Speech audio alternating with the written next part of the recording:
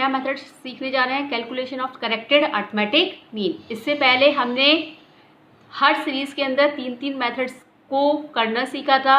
सबसे पहले हमने इंडिविजुअल सीरीज़ के अंदर 2 मेथड सीखे थे, कौन से? डायरेक्ट मेथड और शॉर्टकट मेथड। दूसरी सीरीज़ थी हमारी डिस्क्रीट सीरीज़, जिसके अंदर हमने 3 मेथड सीखे थे। वो तो हमारा डायरेक्ट मेथड, शॉर्टकट मेथड और स्टेप डेविएशंस मेथड।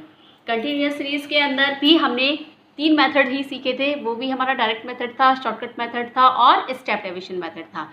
लेकिन आज जो हम सीखने जा रहे हैं वो है calculation of the corrected arithmetic mean.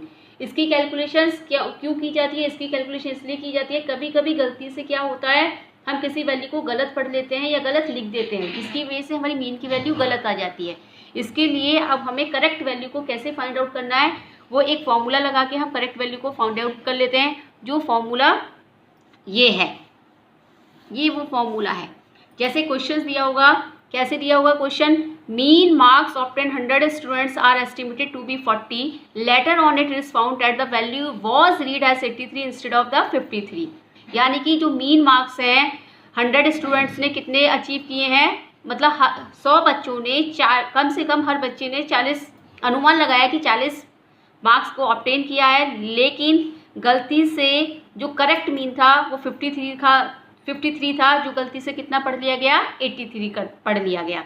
ठीक है, तो अब हमें करेक्ट मीन को फाइंड आउट करना है। हमें पता है मीन निकालने का फॉर्मूला क्या है, mean equal sigma X upon N. हमने क्या किया, मीन के नीचे कुछ नहीं है, 1 माना और क्रॉस मल्टीप्लाई की। मीन की जगह मीन की वैल्यू रख दी, क्रॉस मल्टीप्लाई किया।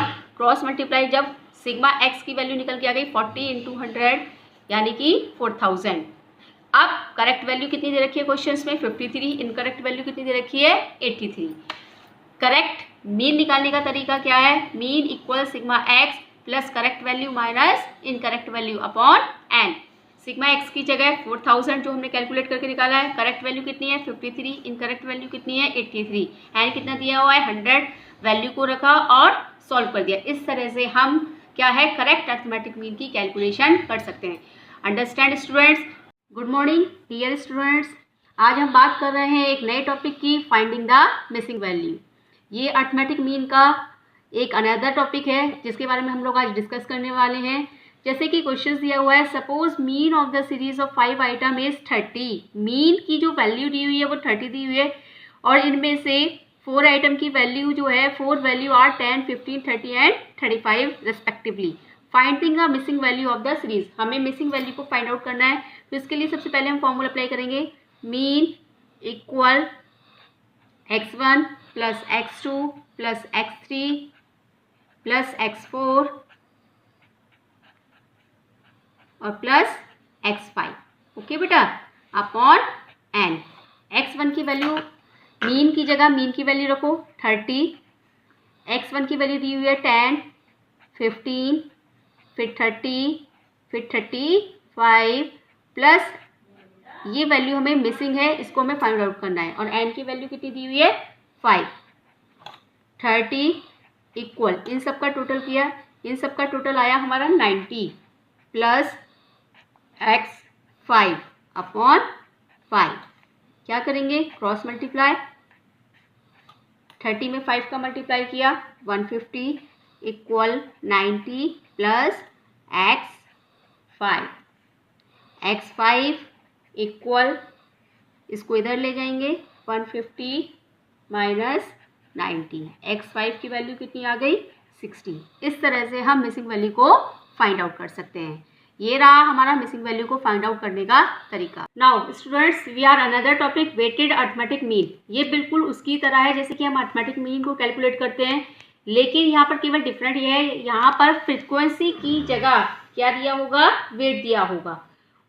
तो जैसे क्वेश्चन दिया हुआ है x 81, 76, 74, 58, 70 और 73। उसके बाद फ्रीक्वेंसी की जगह क्या दे दिया यहाँ पे? वेट, जिसे हम इंडिकेट करेंगे किससे? w से। ओके बेटा, वैल्यू दी हुई है 2, 3, 6, 7, 3, 7। इसमें केवल हमें क्या करना है, जैसे हम उसमें f और x का मल्टीप्लाई करते थे, यहाँ पर हम मल्टीप्लाई करेंगे w और x का। केवल इतना डिफरेंट है यहाँ पर। 81 का मल्टीप्लाई इससे किया 2 से, कितना आ गया 162। 76 का 3 से किया कितना आ गया 228। फिर हमने 74 का मल्टीप्लाई किया 6 से कितना आ गया 444। फिर हमने मल्टीप्लाई किया 58 का 7 से 406। फिर हमने 70 का मल्टीप्लाई किया 3 से 210। 73 का मल्टीप्लाई किया 7 से 511। इसका सम अप किया। इस सम अप को हम कहेंगे, सम के लिए हम शो करते हैं सिग्मा WX इक्वल 1961। यहाँ W का टोटल करेंगे, सिग्मा W इक्वल कितना हो गया 28।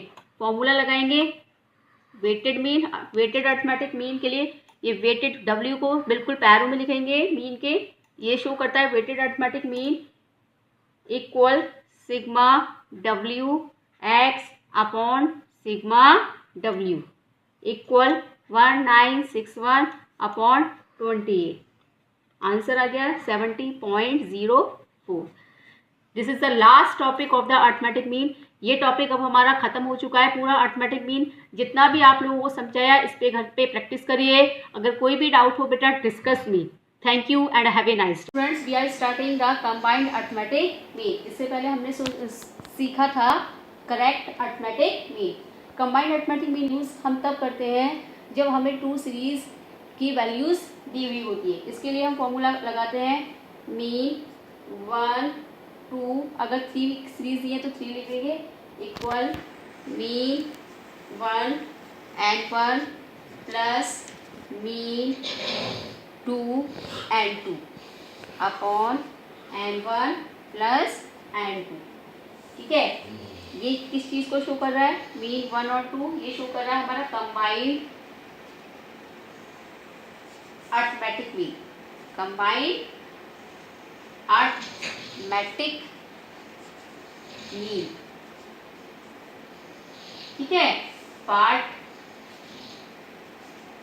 1 एंड 2 ऑफ ए सीरीज। इसका मतलब ये होता है बच्चे, ठीक है, मीन पर क्या शो कर रहा है हमारा arithmetic mean of part 1 of the series. Okay, mean 2 क्या शो कर रहा है हमारा arithmetic mean of part 2 of the series. Okay, and 1 क्या शो कर रहा है हमारा number of item, number of items in part 1 of the series। and 2 क्या शो कर रहा है number of item part 2 of the series. Okay, formula question दिया हुआ हमें, मान लीजिए n1 की वैल्यू दी हुई है 60, मीन दिया हुआ है हमें 40, n2 दिया हुआ है हमारा 40 और मीन 2 सीरीज की वैल्यू दी हुई है 35। केवल हमें क्या करना है फॉर्मूला अप्लाई करना है। ठीक है, mean 1 n1 plus mean 2 n2 upon n1 plus n। Formula apply कर दिया, mean 1 2 40 into 60 plus 35 into 40, n1 और n2 को प्लस करो 60 प्लस 40, 6 4 जा 24, 2400 प्लस कितना 1400 अपॉन 100।